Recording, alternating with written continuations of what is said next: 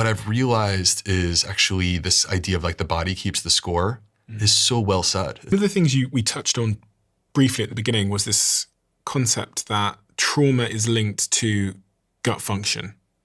Powerfully. In what way?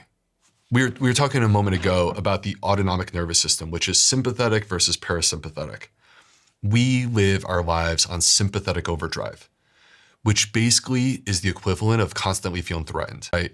Heart rate pumping, blood pressure up, more focused, but then you suffer the consequences within your gut. The gut gets sacrificed when we are activating our sympathetic nervous system. We don't do enough to do the opposite, which is the parasympathetic nervous system, which is what happens when we slow down. Conversations, holding hands, hugs, prayer, journaling, meditation, sauna, that's parasympathetic. It's been shown that, and this is something that I had to learn not only myself, but I had to see that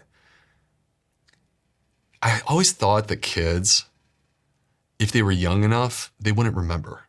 And what I've realized is actually this idea of like the body keeps the score is so well said. It's so true.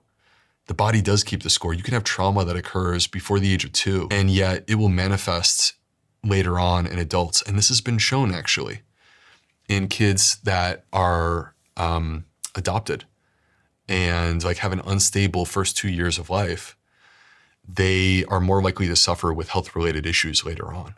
This issue of trauma, what happens is that it restructures the brain and how your brain functions.